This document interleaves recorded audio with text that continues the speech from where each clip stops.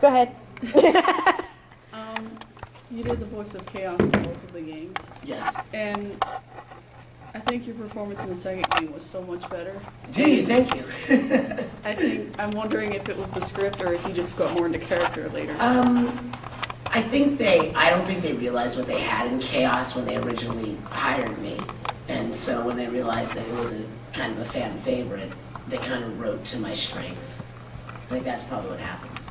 You know, they allow me to kind of go off and the kind of thing I like to do. And when they first have you there, they're like, oh no, I think that's too much. And I say, trust me, it's not too much. So you kind of made the character? Yeah, kind of comes from my craziness. Good question. There could be another one coming out possibly very soon. I'm just saying. We don't know. We don't know. I would assume. You, sir, what's your question? Make one up. What's your whole take on the whole brony thing? I know it's a very powerful movement. I don't think anything, great. I think if people have something they're into, cool. A lot of my friends are bronies. I'm friends with, very good friends with Tara Strong. She's like the queen of the ponies and bronies. So, Yes, she is. Yeah, yeah. What's your question? I can think of a random one. Just give me some time. Okay, what's your question? Tell us a joke. You can do it. I don't know any jokes. I'm boring. No, you're not boring. But the only joke I could think of is a dirty one. Okay, Boy fell in the mud. Say again? Boy fell in the mud. Boy fell in the mud, yeah. That's the dirty joke. One. That's the dirty joke. I got you. Okay. Hi, Storm. Hi, Zim. How are you? Good. Good to see ya. Yep. Whole family this time. How are you? Come on. Oh, look. Is that your bro? Yeah, he's my brother. Yeah. Do you like him? Sorta. What's your question, Storm? Ask away. Ask me a question. I don't have any questions. All It's a right. question and answer session.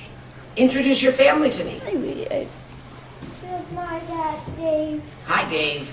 My mom, Deanne. Hi, Deanne. Will is my brother. What's your brother's name? Will. Will? Nice Yeah. to meet you. Well, it's spelled W-Y-N. Oh, W-I-N, Win. Very nice. Nice to meet you guys. And there's a dragon. Did you see the dragon, Storm? Yeah. Are you a dragon slayer, Storm? Well, kind of. Better watch out. Dungeons and Dragons and stuff. Do you play Dungeons and Dragons? Yeah. Are you a dungeon master? I don't know. I haven't played for a while, but I did. The previous year, I did play some mistakes and fix it. Wow. Wow. So do you write your own journeys, your own adventures? I haven't got a whole lot far yet, but Yeah. I still have my account written down in my room. Good. Yeah. Good. Who saw The Hobbit? Did you see We The haven't. Hobbit? Oh. Yeah, we have. I did. My mom I saw it with my mom, and she about wanted to kill me because I didn't tell her that they had split it into 3 movies. Yeah. So when it ended, she was like, "Where's the rest of it?" That's right. Well, yeah, because all they did was get to where they were going. My problem with The Hobbit was I liked it, but it was only like the first hour was like The Hobbit. I mean, there were other Hobbit things in it as they went along, but like we didn't need the first 10 or 15 minutes with Frodo. That's not in The Hobbit. That's not in The Hobbit. Well, that's so it can stand on its own. Yeah, well, it's so that we can connect it to Lord of the Rings. Well, in the old '72 cartoon version Yeah. of it, they're sitting around the fire and they actually ask Frodo how he lost his Yes. finger, and that's how it Right. starts. And that's not in the book. That's not in the book at all. The book is awesome, just the way it is. And the Gollum riddles are different in the book. They're a little bit different than the way they did them in the movie. Right? Right, Daddy Puff? I never read. Well, that's not good. No, it's not. You gotta read, Daddy Puff. I might have a question for you. Okay, go ahead, Daddy Puff. Thank you. Thank you. Oh, you don't know. Thank you. Does my green scaly skin turn you on? Not particularly Daddy Huff. Come on, you didn't like the green. Sure. Okay, Daddy. Nice to meet you. That's why a voice actor bit your tongue one time. Yeah. But it was sweet. Yes. How are you today? I'm doing pretty good. Good. You got a question for our Q&A? I saw that one of your credits was in Metal Gear Solid 4. That's correct. Is that? Which character? Yes. I was one of the soldiers that's on the on the hunt, and I'm the one that it was voted by most game players the one that most people wanted to kill. That was a fun game. It was really harsh on my throat though, because there's a lot of get down, that sort of stuff. It's like move, move, move. Hear it. Yeah. I can tell. Yeah, it always surprises people when they hear that I'm in like first-person shooter games because they're more like this kind of guy, like John DiMaggio kind of. Yeah, kind of sounds. Yes, Storm. What's your question today? Make one up. I'm actually trying to think of one. All right, you think of one. How about you, ladies? Any more questions? I had one. Yes. I meant to ask you when you were with Ricky. Yes. Do you guys, I know a lot of the voice actors, they go in, they read the lines, they never work with each other. Like at The Simpsons, I saw a panel where they never get to see each other. Do you guys work together side by side? Or? Yeah, The Simpsons have been going on for, 18 years now, or 20-something years. How many years now? 20 years? 21 years? And so they kind of know each other without them having to be there. You know how they're going to sound. In the way we record Zim and most of the shows I do, it's called a radio record. And we all sit around and we do it like a radio play. We read the script as if we were on stage. It's like a staged reading. And yeah, that's fun. But a lot of times if someone can't come in, then that person just has to pick up their lines the following week. Put Dee on the spot. She wants to get into voice acting. Really You do, bad. Dee? She read us the Harry Potter series. Yeah. And did all the voices. Yay. That's For great. them, and the kids loved it. So what are you doing about that? Well, I went to the panel yesterday. Good, So, good. I had heard that you needed to get an agent first, so. Well, see, most people think I have to get an agent first, but really where the starting is in the training. Once you train, there's a lot of people I have don't. done community theater and things Good. like that, but I think I want to do some. Yeah, well, I always recommend more theater. I always recommend the improv, which is awesome because, you see Ricky and I, we improv all the time when we work, and a lot of us that do animation, we improvise a lot. So improv classes are really great. And then there are lots of opportunities online for teachers in LA that teach via Skype. Some people offer like full classes via Skype where everyone can Skype in like in a group Skype. So I think that the key to voiceover in any kind of acting or any kind of business whatsoever is to do a lot of research. So when you're on the internet, look up voiceover resources. Voiceover support groups are really good because then you can kind of you gotta be where the action is. And if you're not in LA or New York or Chicago, let's say, and not too far from Chicago anyway, which is awesome, you can get a lot of resource groups. Sometimes there's online communities where you just find out what's going on. So once you do all that, then you can go make a demo and go after the agent. Used to be, you had to get an agent before you get any of the opportunities, but since the internet came along a few years ago, things have opened up for people who don't have agents, which is a good thing. Pikachu! I've also been into voice acting, and I've been looking a lot of stuff up and watching a lot of interviews between voice actors, and I had voice lessons for several years.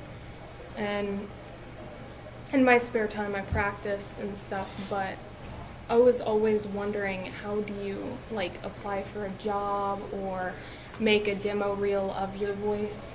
Right. Okay. So the biggest mistake that people just starting out make is they make a demo right away because they think, oh, we need to hear your voice. That makes sense. But what happens is it's not if you don't have the training and the background and you get a good demo producer to do it.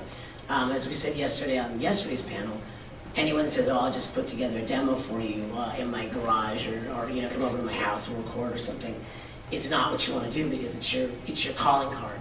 And so what you want to do is you want to train so that when you finally go to a demo producer, you want someone who actually makes demos to produce your demo. And it ranges in price. It's not inexpensive, I'll tell you that. But then again, as Kyle said on yesterday's panel, you know, if you're going to be a doctor or any other career, you spend a ton of money in medical school and all sorts of things to invest in your own career. The difference is that when you're a voiceover actor, you're your own business. So you invest in your business. And that's a smart thing to do. So when you do that demo, you want to make sure it's somebody who's done them before. You want to hear their samples of their work. You want to make sure that they meet with you before they just say, okay, show up and we'll do this. Because that's basically because you can make a good demo for anyone, you know, using magic and technical tricks. But then when you have to get in that booth and do it on your own, suddenly they're like, wow, you don't sound like your demo, or how come you weren't as good as you were on your demo?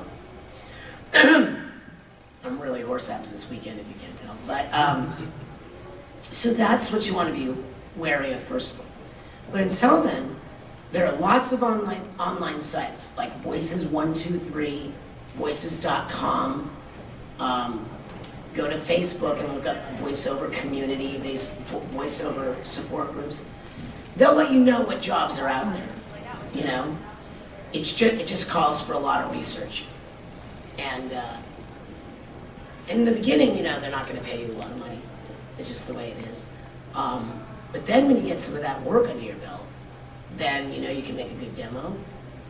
If they say we want to hear your demo, because a lot of those places require a demo first, that's why I say you got to train first and then make the demo. That's the main thing. Does that answer your question? Yeah, but like, I had another one. Yeah. No, there's too many people asking questions. Okay, go ahead. How do you find someone to Demo do the producer? demo? Yeah. Okay.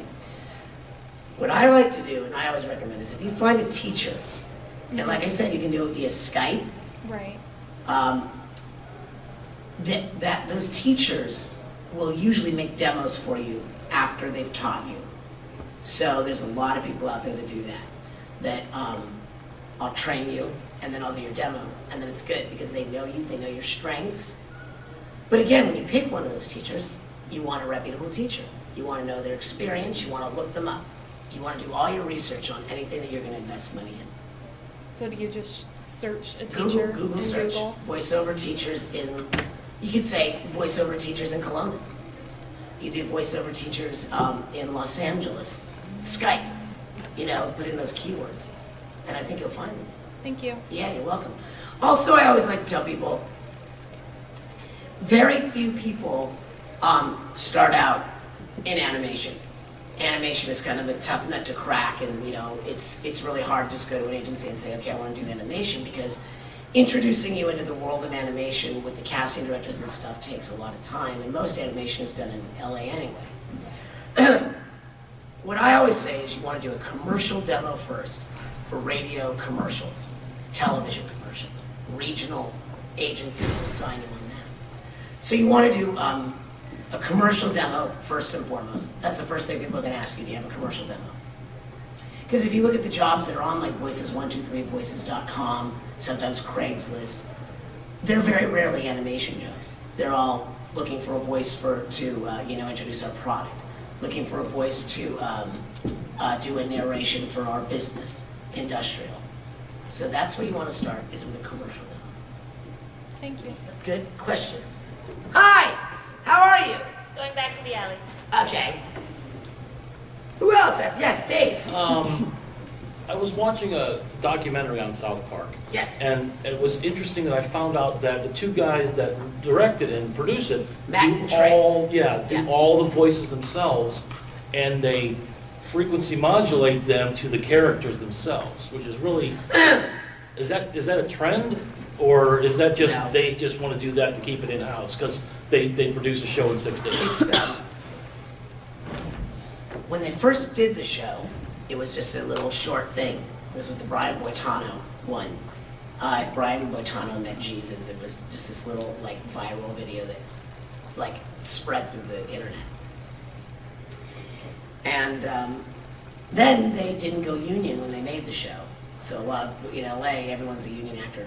No, not as much as they used to, but as a union actor, you try to go and do this. They didn't go union, so they were doing all the voices because they were union. And they just liked it. What I liked about South Park is that they kind of like would just draw the characters to look like the characters, but they never really sound like the characters. They just go, oh, hi, I'm Michael Jackson. And we kind of try to do a Michael Jackson thing, but it's never like a great, I think that's kind of the beauty of that show, is that, but a lot of the creators of their own shows are doing their voices now, and they're doing their own voices. They come out of, art school, they've got an idea, they sell their first show, they do their voices because they create the characters, and they hire their friends and their family, and so that's usually how that happens these days. Have you ever considered doing any other anime roles? I just did extra voices for Miyazaki's his son, his new film coming out called Poppy Hill, and I'm in that one, so that'll be coming out very soon. Yeah, I did a couple. I did Pompoko. I did Howl's Moving Castle. I'm the shopkeeper in there. You'll find a scene. I love that. I'll have to look that up. Yeah, I'm the shopkeeper near the train station, and he comes in to buy something from me or something. See if he can spot him. I want to watch that now, just to post that. Yeah, that was a fun one. If you could voice any character, who would it be? I wish I was the original Speed Racer. That was my favorite show. Because that was my favorite show growing up. I loved Speed Racer. Still do. I watch it every time it's on. We used to have we have a channel in LA. It's called the Speed Channel, which is on your cable. But when Speed first came out, they used to play Speed Racer.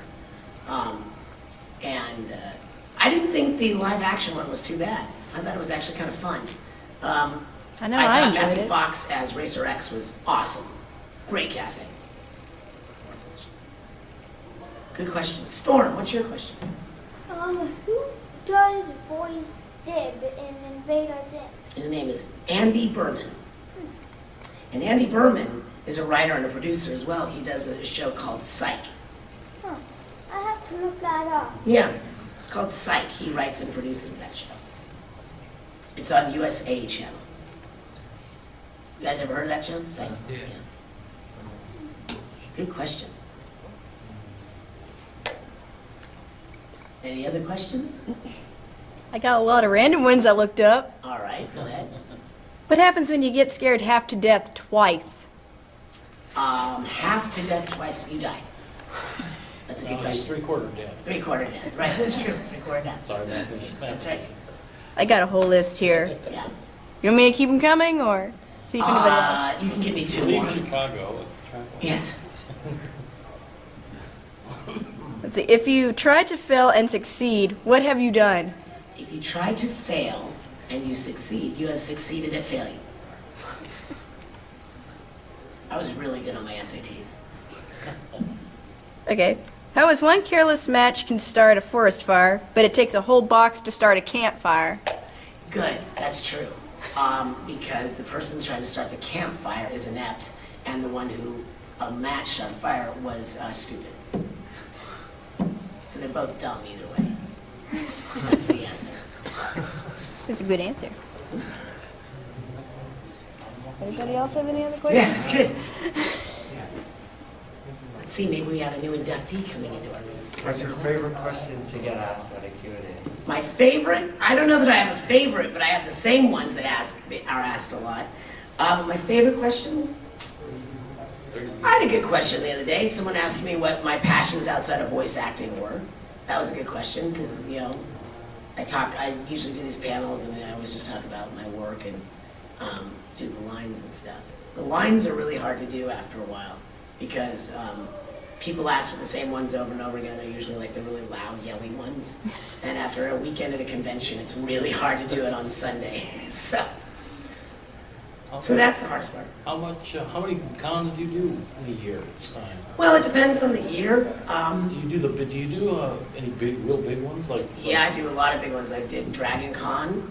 I'm doing Calgary, which is in Canada, the big con that's like their Comic-Con. It's called Calgary Expo. And I go to Australia every year and do their conventions, which are really fun. Really fun. I've been to Australia 3 times in the last 2 years.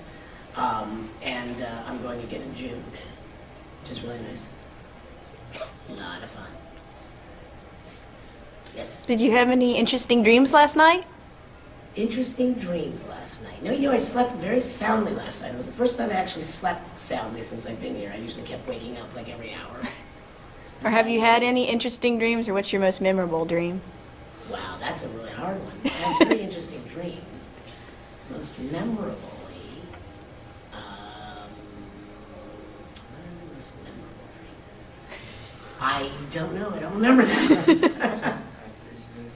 Usually I have anxiety dreams. I would say my recurring dream is that I have that one where I've missed the entire semester of a class and everyone is going to graduate, but I have to pass this class, but I haven't been in class, I've missed it, and I have to take a test that I'm not going to be able to answer the questions for, and so all my friends are going to graduate and I'm not. That's a big one. I have that often. Welcome. Hello. How are you? Good. Good. Any other questions? Yes. Do you mind sharing how old your boys are? 15 and a half, 12, and 9. 15 and a half. How old are you, Lynn? 13. 13. And do you play video games? Yeah. Let me guess you. What's your platform? Xbox? Xbox. Xbox. You go on Xbox Live? Nah, Not No. recently. You don't play online? Yeah. What's your favorite one? probably Halo 4. Yeah, Halo 4. Do you play Call of Duty or any of those? Not really, Not no. really. Spent How about most of Portal? the con he spent most of the con in the Halo 4 room. In the gaming room? How about Portal? Do you play Portal? I've beaten one when I borrowed it from a friend, Yeah. and I was going to beat two, but I was at a friend's house, so Do you want to go into like video gaming for like a career? probably. Like designing and stuff? Yeah, that'd be cool. He You does a spend lot on hours on it? Minecraft. My son spends hours. Yeah, Just like Minecraft is a good platform. Minecraft is, he And loves he's a Minecraft. master. He actually He teaches. loves He Minecraft. can teach at a con, and we do unschooling Yeah. cons. So he should probably do something there. My son loves Minecraft. He's on it like right when he gets home from school, and then homework starts at 10 at night. It should start earlier. But he loves Minecraft. And my other son likes Roblox. My youngest son. Do you know Roblox? I do, but I Yeah. tried to download it and it didn't quite work. Yeah. Yeah, he loves it. Yeah. You know that one too, sir? Yeah, my best friend Eric has it. Has Roblox? Yeah. Yeah. They like it. They like it. Great questions. Yes? What are your passions outside of voice acting? Good timing. My family, my friends, I teach different things. What else? Sketch comedy. I perform a lot of sketch comedy, theater, and television. I love television. I love to watch TV. I am not ashamed to admit it. I love television. I can just, sometimes in the middle of the day, I just turn on the TV to take a nap. I'll watch something that I've TiVoed. I'll sleep for 20, 30 minutes, and I'm ready to go for the rest of the night. I love naps. Naps are a passion of mine. You had a question? You did the voice of the squirrel in Squirrel Boy. Do you think Yes. that show had any potential? I think it had a lot of potential. My problem with the show was I didn't like the timing on the show. It was like it moved slower than the comedy was going. I don't think that oftentimes the action was in sync in time-wise with the dialogue. I just thought it kind of moved slow, but I thought it was beautiful to watch. I really liked that show. I hoped we would have done more episodes. I remember I really liked that show when it was on, but I can't Yeah. remember it now. Yeah, because it didn't even ever rerun. It was a good cast. It was myself with Kurtwood Smith from that 70s show. You know, the dad plays Red. And it was Pamela Adlon, who's Bobby Hill. And yeah, it was a good show to do. We recorded them very quickly. I would have liked to have seen them go on further than that. Yeah. Good question. Question, go ahead. Make one up. Where do you plan to be in 5 years? Right here. I don't know. I try to live like for the day. You know, I've never been really good at like planning for the future. But I don't know. I know that I'll be putting a kid through college and another one after that. So I'll probably be doing a lot of conventions and a lot of working and voiceover. Actually, I'll probably sell one of my shows that I created. That's my plan. Do you think people still remember you as Zim 5 years from now? Oh yeah, because every generation there's another generation of Zim fans, and I'm really lucky that parents, like the people that originally watched Zim, are now getting married and they'll have kids in another couple of years, and that 5 years they'll introduce them to Zim, and so on and so on and so on. I mean, the show only had 26 episodes, 26 half hours, and it was not we haven't done a new episode in over 10 years. So. And they need to do a Zim movie now. There's been talk about Zim movies before. The problem was that they talked about doing them in CGI, and we didn't want to do it in CGI. Oh. They wanted to do you know, live action, all that stuff. And it's got to be exactly as it was, in our opinion. Of course, if it was live action, they wouldn't hire any of us to play our characters. Ricky likes to say that Matt Damon would play Zim, which would be kind of funny. Have you seen any good fan-made movies? Yeah, they're actually, if you've seen the internet, a group called Soapy Waffles? Soapy Waffles did Mopiness of Doom, and they did a great job. It took them like 3 years to actually, but they animated it all themselves. They did everything. It looks really good. Have you guys seen it? Yeah, I talked to the people who were animating it quite a bit. And Sarah? Yeah. Sarah, yeah. And Rose. And Rose, yeah. Because I'm in animation school right now. Oh, very good. Animation, and I got some tips on drawing and things from them. It was really good, I thought. If you look up Mopiness of Doom on YouTube, and you'll see that it's the art tracks, and it looks almost like a perfect Invader Zim episode. It's pretty impressive. Yes, Storm. It's not really a question, but when I get home, I'm still looking up Invader Zim and watching the entire season. Good. Yeah, See? we've done that. We sit on Netflix and watch them all. You've proven my case, Storm. And then, will your kids watch Invader Zim? Probably. Yes. What do you want to be when you grow up? I'm not sure, but I might probably be a dad. Cool. And then what will you do for like a job? What would you like to do for your job? I think I'd go into gaming. Nice. Like your brother? Yeah. Maybe you guys could start a company together. Like a gaming company. But he already has a little company, Buzzco. Really? What's it called? It's called Buzzco. Oh, Buzzco? Yeah. Very cool. Yeah. Buzzco. For gaming? No, I make toy weapons. Oh, cool. Yeah. Cool. Excellent. Very cool. Good job. I like that. Ambition. I know. Yes. I'm trying to word it properly. What was the difference between, like, you did the voice for Alpha in Power Rangers? How is that different from doing animation?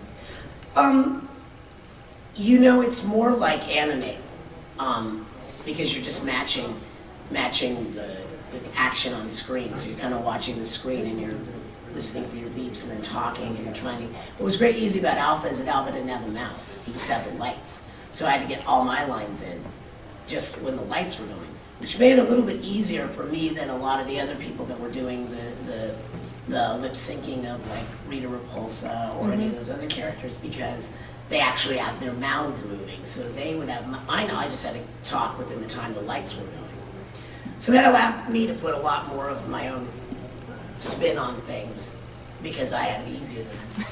But in animation, you know, that's like complete freedom because we record the show first and then they edit it. There's always a storyboard, so you can read the storyboard in advance, but you can always add to the storyboard, which is what's great about domestic animation. I like that. Good question. Yes? Are there any shows that you wish you could be in, like animes? Animes? Or I guess animes. You know, I always say this, I'm a big fan of Family Guy. I'd like to be in Family Guy. I'd like to be in Beavis and Butthead. Big fan of Beavis and Butthead.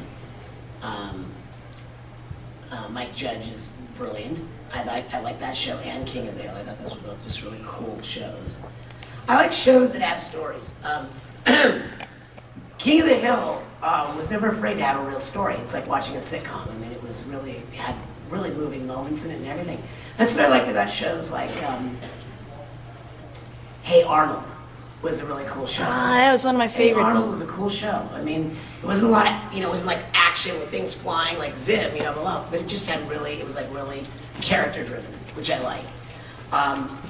The other thing is that you'll find fascinating about shows that have longevity is the executive producer of Invader Zim and Angry Beavers was this woman, Mary Harrington, and she had said to us a long time ago, when you're doing a show, it's great that you have an idea that's funny, but you have to have a show that within its plot, within its story, there has to be a relationship that brings you back every week. So if you look at like Angry Beavers, as ridiculous as that show got, it was always about we were brothers. And that's why to this day people come up to my table and say, oh my God, that was my brother and me. That was my sister and me. We were just like that. I was Daggett, he was Norbert, or So that's what that was about. Invader Zim, there's a lot of relationships there. Zim and Gur have a relationship that's, like, even though Zim is always mean to Gur, it's still his pet, he still takes care of him. But Zim, has this ongoing battle with Dib. So that you have to look at what's the relationship of the show. Well, even in something like The Simpsons and Family Guy, you know that Homer Simpson loves Marge. It's no matter what, they love each other. Same with Peter and Lois in Family Guy. If you look at the movie, the Simpsons movie, the whole saving of that show, that storyline, was that he comes back for his family and he saves the day. Yeah. Well, I was just going to bring that up. If you watch the commentary for the Simpsons movie, they actually pause the movie for like a half an hour just to talk about that issue. It's like ridiculous, but they talk about that real relationship. There's a saying, even in comedy, you have to find the truth. Like, if something's funny, it's funny. But what's the truth of the story? It's a big thing. Good. Welcome. How are you?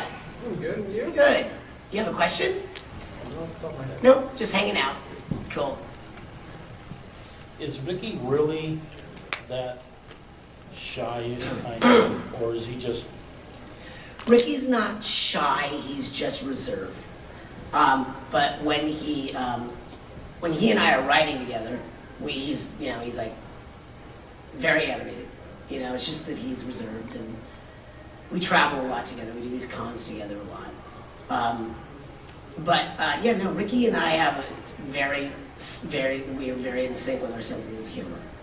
And Ricky is a lot more cerebral than I am. Ricky's smarter than I am. But Does he still do animation? I mean, the color? He worked for a long time. He did the Jackie Chan series for Sony. He did that. He meets with them. I don't. Ricky liked doing that work, but I think that mostly he likes to write. He's writing his own graphic novels and doing his own projects. He wants to do his own thing besides just coloring. Yeah. Yep. Yes. All right, well, you said that you wanted to be Speed Racer. Yes. Correct? Right. How would you voice it? Exactly the same. I would just want to be him. I would be like, Trixie, get out of the car. Who's that damn monkey? And take that monkey with you. Spritle, Chim Chim. Go get your candy somewhere else. It's not in the trunk. Why would you eat candy from the trunk? Yes! You know, I think Trixie, the voice of Trixie also did Spritle, which was cool. That was like, oh, we love candy. It was just like the most ridiculous thing. But I loved it. Every car I ever got as a toy, I tried to make into the Mach 5. When I was a kid, there was one you could like drive. It wasn't electric, but it just had this thing, you pump the side and you would hit the little gas pedal and it would go. And it was just yellow, and I would always try to make it the Mach 5, and it was just nothing like the Mach 5, but in my mind it was. Back then I used to call it the Mark 5. I didn't understand Mach 5 until someone said it's the Mach 5. Oh. In Los Angeles, there's a place called the Peterson Auto Museum, and they actually have a Mach 5, an actual Mach 5. It doesn't, you know, obviously doesn't have the jacks that make it jump or the blades that come out or any of that stuff, but it is an exact replica, drivable, of the Mach 5. It's the Shelby Cobra body with the engine, and the actual body is only the detail is more than Mach 5. It's completely Mach 5. I love it. It's my favorite thing to look at. It's got the red seat. It's got the cover that comes up. I love it. Hello! Hi. What are you doing here? Hanging out. What are you hanging out for? I just woke up. What? I just woke up. You don't have business to do today? Yes, what's your question? Question. Question? Yes. I know. What's your favorite cartoon, just in general? Well, Speed Racer is my all-time favorite cartoon, by far. If I haven't mentioned that, I love Speed Racer. And my favorite cartoons to watch that I TiVo over and over again are Beavis and Butthead. Top my list. I love Beavis and Butthead. There's actually full classes you can take about their kind of anarchist way of being, and if you look at what they are, it's like if you look at like the Marx Brothers or the Three Stooges, they were always like defying society. It was like all anarchy, and that's what Beavis and Butthead are. So I like that when they kind of buck the system, and they're oblivious about it too. So I love Beavis and Butthead. I like Family Guy, although yeah, yeah, those are my tops, and of course my own. Is Einstein Bagels ever open? I don't think so. I don't think it is. I haven't seen it. Probably during the weekdays. It's a good question. I made a ton of money this week. You had a question. Yes. Yes. Do you have any new shows or projects that you're working on that you can't talk about? That I can or can't? Both. Yes, I have video game projects I can't talk about because they make you sign confidentiality agreements, but there's some good ones coming out that I've just recently recorded. And as for animated shows, we finished the run, but they're still airing Kick Buttowski and Fish Hooks, and I did one for MTV, but I don't know if it's going to see the light of day. We'll see. I hope it does. That's one I can't talk about. But yeah, I've been busy. Are you going to be depressed that you're going to miss the new Downton Abbey episodes? I won't. You're not? I TiVo, and I land in LA, God willing, at 9:25. I'll take me a half hour to get home. I'll hit the thing. I'll start from the beginning. I'll be ready to go. I love Downton Abbey. Good question. Well, when you were talking about like Family Guy, and you do voice acting, have you ever met Seth MacFarlane? Yeah, in fact, his sister Rachel MacFarlane, who's on American Dad, she played Mindy on Billy and Mandy. Oh wow. Hi, Mandy. That was Rachel. Oh wow. Yeah. Now it's clicking, right? Now you're like, oh yeah, I can see that. Yeah, she played Mindy. That's cool. Good question. Yes! What would you say was your least favorite role to act? Concha May in Zatch Bell, the first season. It was just deadly in my voice, and it was a lot of work for little money and a lot of time. That was not fun. I know you said you started young. You didn't say what age you started. I started acting when I was 10. That's when I got my SAG card, and I was doing commercials, television commercials. I did commercials for a product called Freshen Up Bubble Gum. I remember that. Which had when he said, "There's liquid inside this gum," that was my thing. And then I was a hand model for Mattel Toys. So like I did a product called Kent and His Cosmic Cruiser, which was kind of jumping on the Star Wars bandwagon. And when they would cut to the kids playing with the toys, you know, where it says not actual size, it would be my hands playing with it because I had beautiful hands. And then from there I went into, I did musical theater. That was my first business. Stage fright? Never. I used to watch, like, when I say that my passion was TV, I've watched TV since I was, as long as I can remember. And growing up, I loved shows like The Flip Wilson Show, Laugh-In, you know, Sonny and Cher, all these things that were just, you know, Tom Jones from England, I loved. They were just, I just loved that. I knew that's what I was going to do from the time I was 5. And I was really lucky that I knew that because I just stayed on that track all the way. There's times when work is slow that you're like, why didn't I go to law school? But I've been very fortunate, so I can't complain. Yeah. Yes. I know you talked a lot about cartoons, but do you have a favorite anime that you like? Speed Racer. Besides Speed Racer. Besides Kimba. Kimba the White Lion. Oh my God. That was my favorite show when I was a kid. That's right. Kimba, which was the original Lion King, by the way. It's the same storyline. Same exact story. But Kimba was badass. Right? Kimba would be running through the jungle in the beginning. I just loved it. I loved Kimba. But other favorite anime? Well, you know, I love all the Miyazaki stuff. I love that stuff. I love their stuff that kind of goes direct to video sometimes, like Pom Poko, because it's just so bizarre sometimes. You guys ever see Pom Poko? Yeah. Yes. It's weird, right? Like Very. those raccoons. Those are the kind of voices I Well, they're not really raccoons. They're Tanuki. They're a sort of breed that's only in Japan. Right. But we just call them raccoons because they look like raccoons. And they had really large genitalia. So that was really weird. Apparently, that's normal in Japan. They have. Of course. Japan. Yeah. I remember seeing those figures standing out and they had the big. Yeah. And everything. Yes. Yes. Yes. Other than Australia, what other countries have you visited? Romania.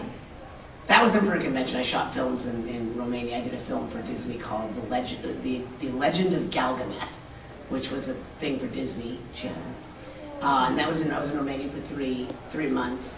Hungary, Greece, Mexico, Canada, Jamaica. When I was a kid, I wrote a limerick, which was, because I was thinking about this. 2 things happened when I was a kid, which is really amazing, in my mind. I knew that I wanted to be an actor, and we had to write a limerick when we were in school. And the limerick I wrote, when I grow up, I think I'll be an actor acting on TV. I'll sing and dance and go to France and own a yacht on the sea. I have never been to France. I do not own a yacht. I have sung and danced on TV. But I just think that when you put this thought into your mind and you follow it, I think when you really believe in it, it works out well. And the other thing was, in 1974, we had to write a book. These are my friends from Los Angeles, guys. They came all the way out from Los Angeles. That's Cashman, right there. We call him Cashman.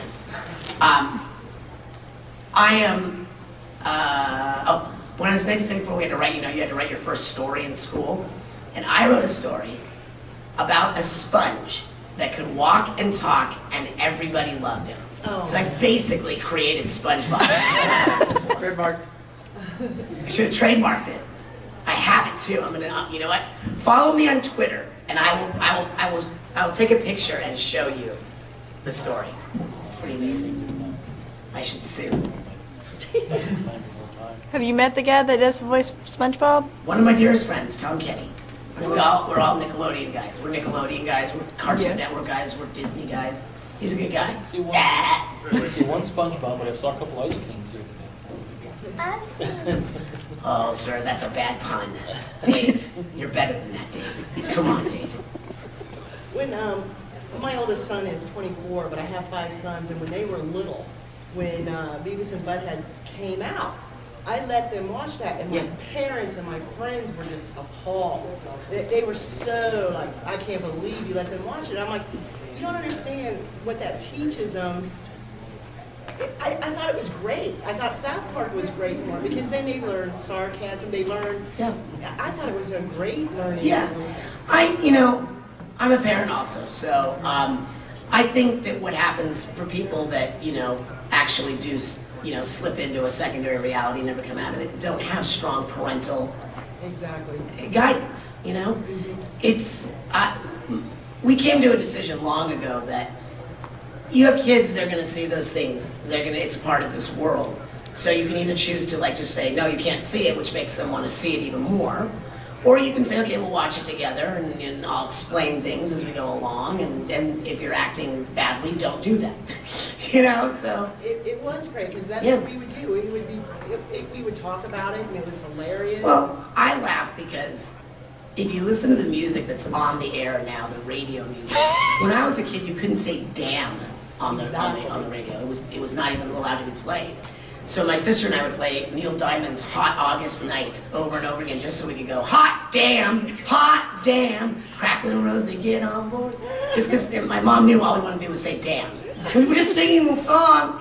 But now you listen to the lyrics of these things, and I feel like one of those old guys that's like, that isn't appropriate. And my son will say, you're not listening to the lyric, it's sending out a message. And sure enough, he's right, there is a message. It's just, it's hidden behind all the swearing and yes, but it's out there. So what do you either tell them, okay, don't be afraid and don't, it's like, dude, we made a decision long ago to start taking our kids to different countries and to New York and all these places we can go where there's, life, so that you don't become just cloistered within your own family and friends. So I think it's important to expose your children to the world and explain it as you go along. It's the best thing you can do for kids, I think. Yeah. And I love those shows, so I'm with you. I watch it with them, Good questions. What's up, guys? How's your trip going? Good? It's freezing? You can tell they're from LA. When we left LA, it was 24 degrees. It was freezing. It's warmer here. Yeah, it was warmer here when we got here. Yesterday was warm.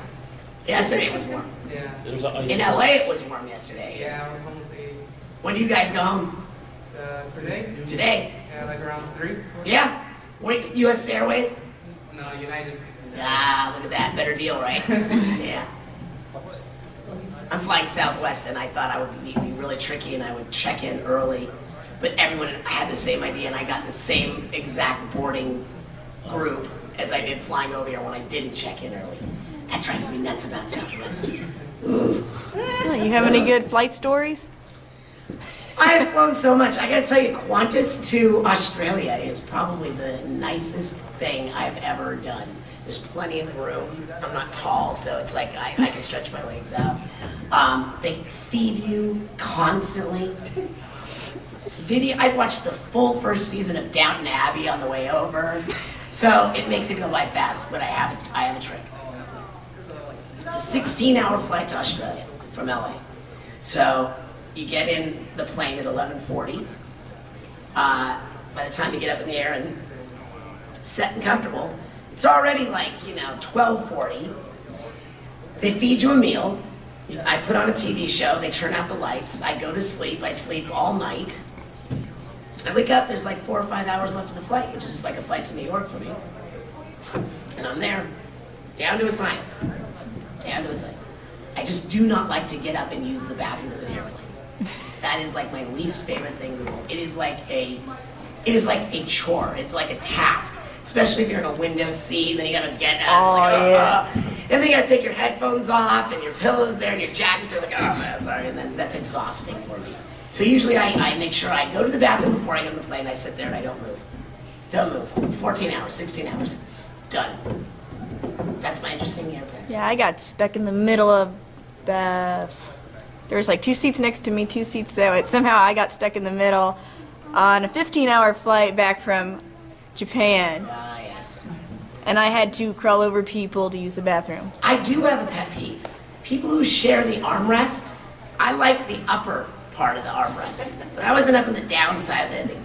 But what really bothers me are people with really exceptionally hairy arms that their hair is touching my arm and it freaks me out. This freaks me out. Yes, Storm. You forgot again, Storm. Storm, how old are you now? 26, 27? No, I'm only 8. Oh. What is that, 3rd grade? We're not in school. School, what's that? We homeschool. Homeschool? We don't really keep track. Okay, so it's probably about 3rd grade, right? Got it. Cool. Awesome. That's what happens when you homeschool. I was homeschooled. You don't know what grade you're in? No, I just finished college. Awesome. Where'd you go? I went to West Virginia State University. What'd you major in? Communications. Good. You want to get into TV? I haven't fully decided yet. I've been doing a lot of photography, videography, and all that. Cool. Awesome. Good. Yes. What is your least favorite show that you've seen? My least favorite show that I've seen? That's hard. I've seen a lot of least favorite shows. Anything that I watch for like, you know what? I really wanted to like,